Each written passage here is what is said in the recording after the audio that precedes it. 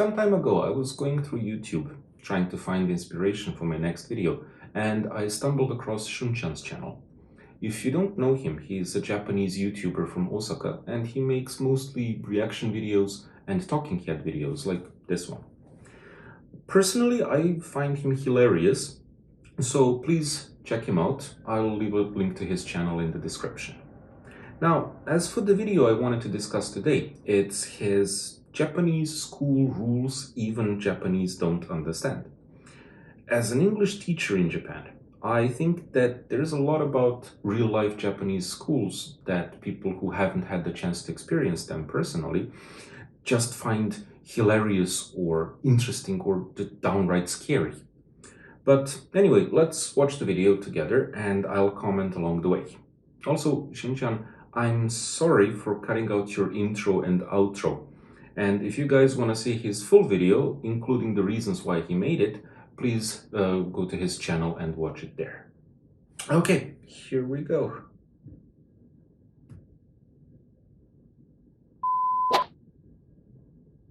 Okay, first thing first, I hated the fact that in many animes or Japanese TV dramas, there are so many scenes that take place on the roof of schools, whether students come in for lunch or just hang around or even sometimes confess love to another.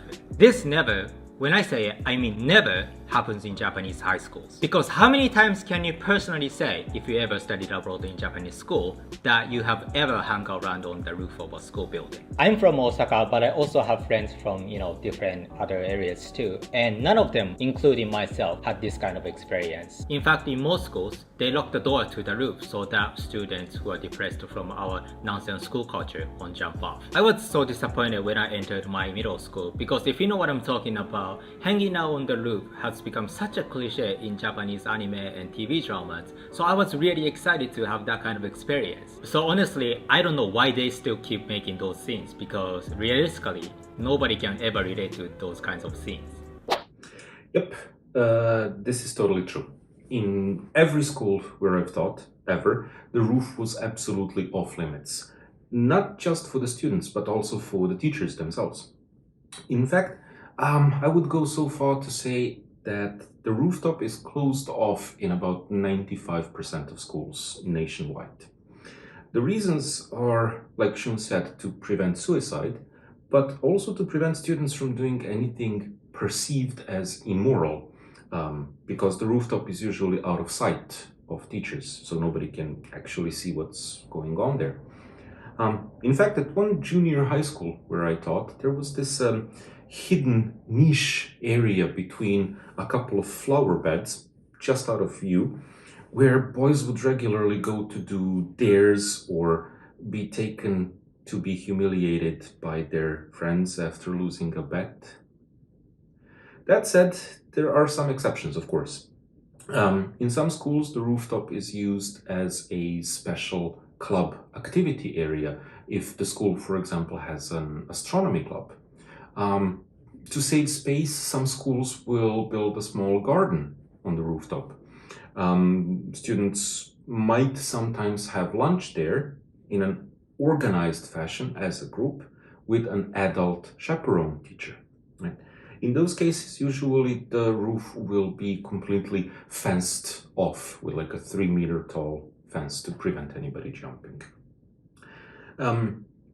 Even if it is used for club activities and for any kind of extracurricular activities, even in these cases, students who are given permission to use the rooftop can only do so when accompanied by a teacher. And it is also possible, but it's extremely rare, for a student to have the key to the roof.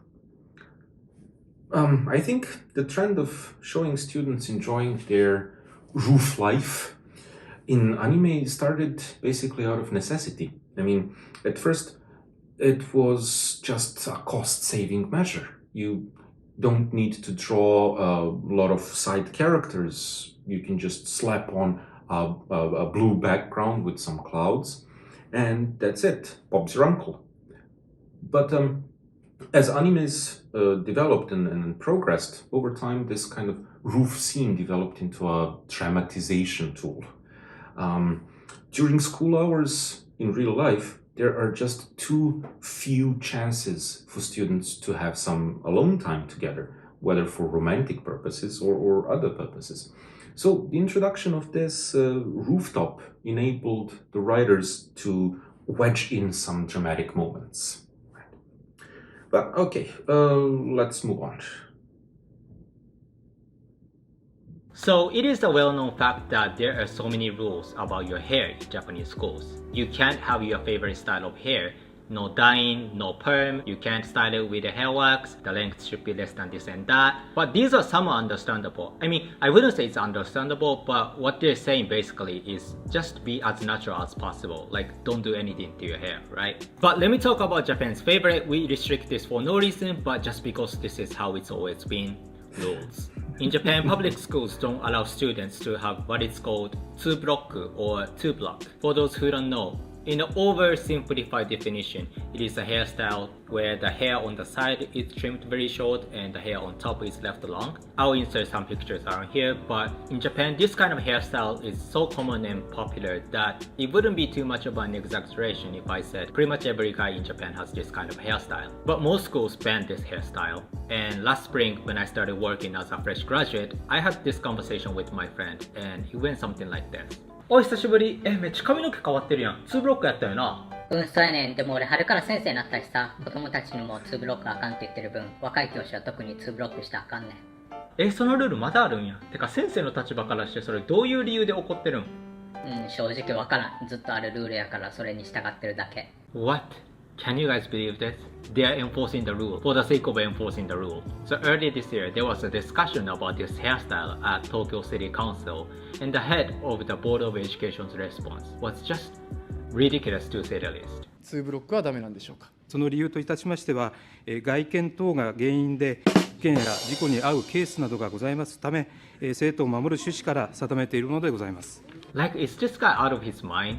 This guy must be kidding me. Like, what does having that kind of hairstyle have to do with getting in trouble and stuff? And also, if your hair is naturally curly or dark brownish, you have to submit this paperwork to prove that that is your natural hair, usually with pictures of your younger self. But what kind of weirds me out is that while it is not okay to curl your hair, it is completely fine to get a straight perm to curly hair. But anyway, if you fail to submit the paperwork with your younger self picture attached to it, you might get in trouble and you'll be forced to fix your hair by dyeing your hair black or get a straight perm.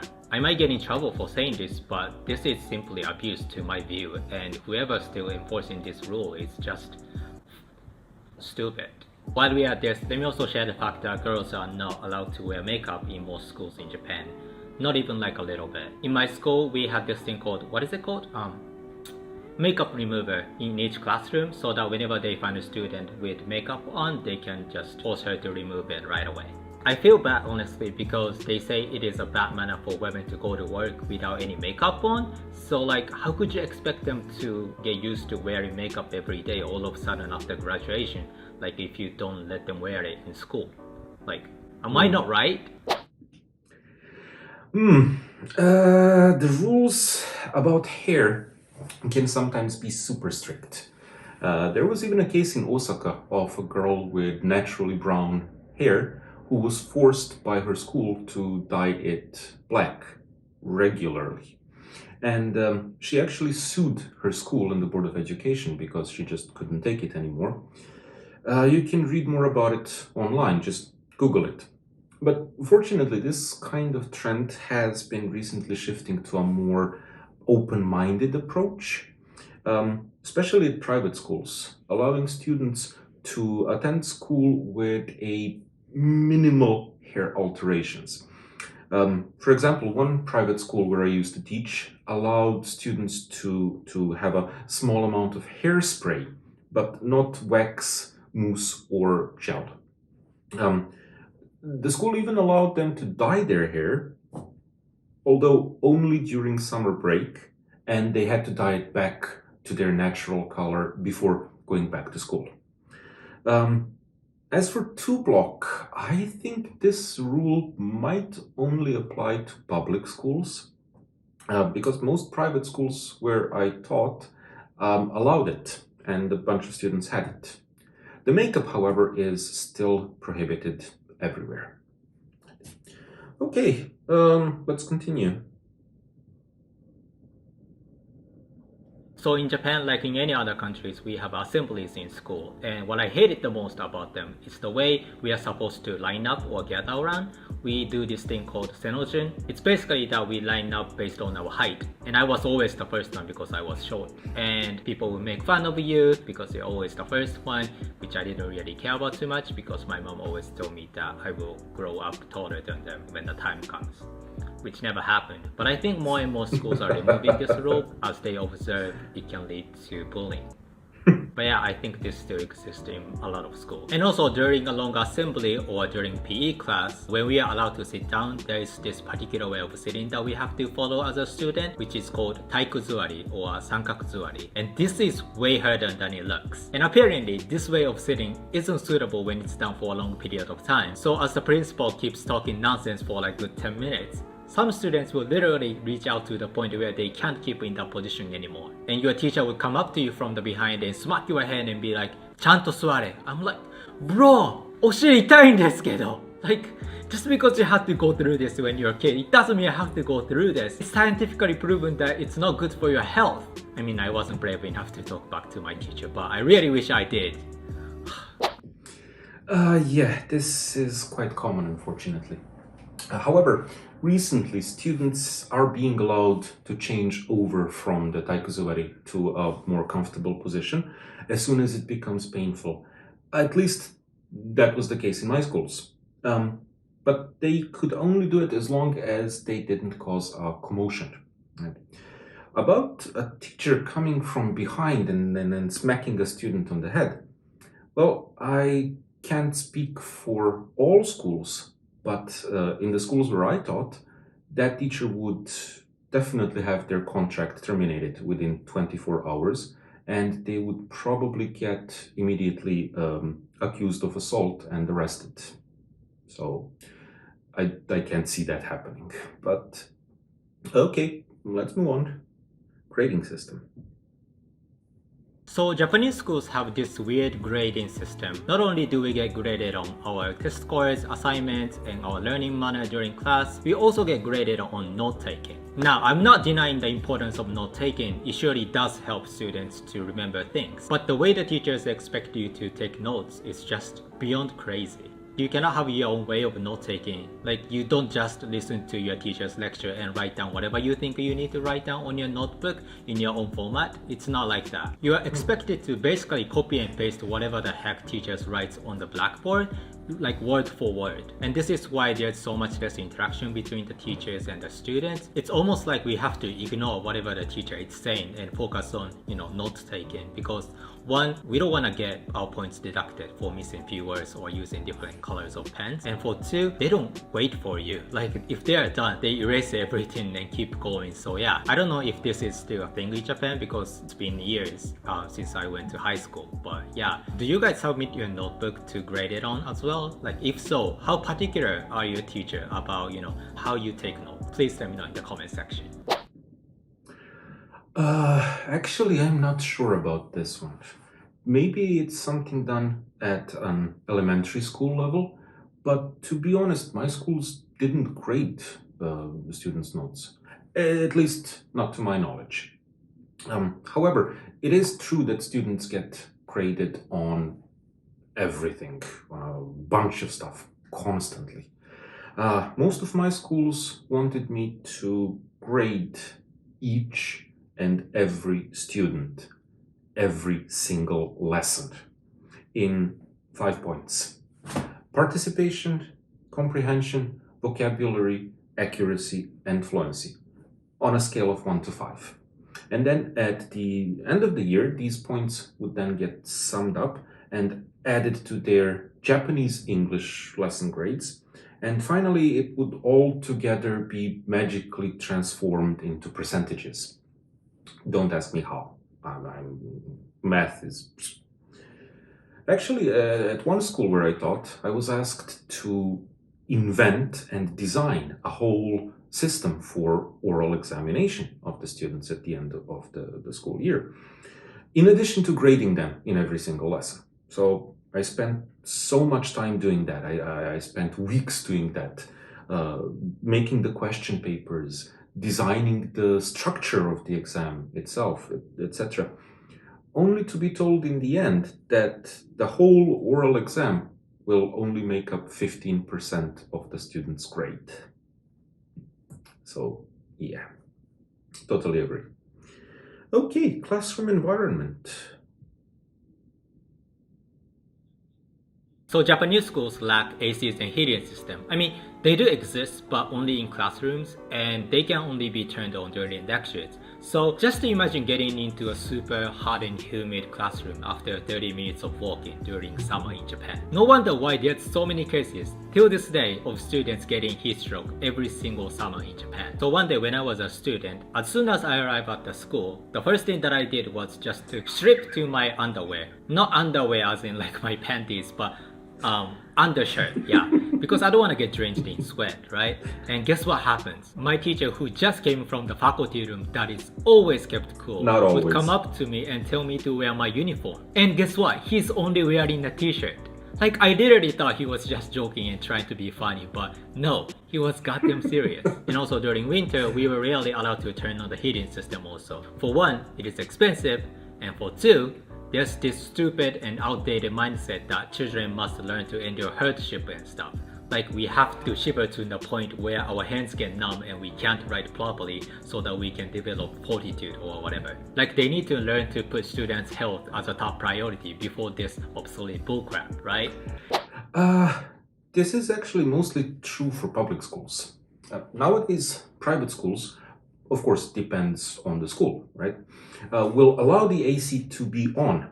And in winter, 95% of female students will come to school with blankets and portable warmers called kairo. I'll put a picture somewhere. And they keep those on their lap during lesson. So they're not that cold that they can warm up. But the students are generally not allowed to touch the thermostat. They're not allowed to change the preset temperature. And in spring and autumn, at least in my school, they are encouraged to keep the windows ajar because the windows cannot open all the way. So as to save on electricity costs instead of using the AC. School lunch. This sounds cool. Okay, so I love Japanese school lunch. I miss it every day. But I have one problem with it. So with our school lunch, we always, with no exception, have milk as a drink, right? There's actually law enforcement that Japanese schools have to provide students milk during lunch, I think. When we have some bread for lunch, typically on Tuesdays and Thursdays, that's completely fine. Bread and milk. Great combination, right? I love it. What a lot of Japanese people, including myself, have a problem with is that on Mondays, Wednesdays, and Fridays, we have rice. And we also have to have milk with it. That's just a weird combination. Rice and milk don't go well together, right? We usually have water or tea with rice dishes. So rice and milk, it's just disgusting. And the No, it's reasoning not. that your teacher will always tell you is that milk is a great source of calcium. That is such a shallow argument that anyone could disprove, right? Like, milk isn't the only source of calcium, like there's other foods that have a lot of calcium in it. And given the fact that Japanese people are lactose intolerant, Japanese government shouldn't legally enforce the schools to make students drink milk every day. Yeah, again, this is only at public schools, usually. And only at public schools and usually at an elementary school level, what I want to say. The schools where I taught all had either huge restaurants inside them, where students and staff could buy the lunch they wanted, or they expected all of the students to just bring a boxed lunch or a bento from home and eat lunch in their classroom. I think the milk force feeding stops at junior high school level, but if I'm wrong, please correct me in the comments. So yeah, now that I talked about those absurd rules in Japanese schools, I'm now questioning if I really enjoyed my schools or hated it. But I guess those rules can also be a factor that makes our school Okay, life kind of... there you have it. What do you think? Actually, I could add a bunch of extra rules to Shunchan's list, For example, some junior and senior high schools don't allow their students to be romantically involved with somebody, not just at school, but in their private life as well. Such an overabundance of school rules can definitely be very stressful for the students. So, to anyone with common sense, it comes as no surprise that students actively try to find ways around the rules whenever possible. To be fair though, most private schools nowadays, at least in the Tokyo area, are easing the rules greatly because they're trying to attract paying customers, I mean students, to enroll in their school. But don't think that it's just the students that have to follow crazy rules. There are plenty of rules for teachers as well. Anyway, I hope you enjoyed today's video. Please go and check out Shunchan's channel. Like I said, I'll leave a link in the description. And I've put links to all of the things that I've referenced throughout the video in the description below as well. I would love to hear what you have to say about this topic. What do you think about Japanese school rules? Do they have anything in common with school rules in your country or not? So please leave a comment down below and let me know what you think. Thanks for watching, and I'll see you next time.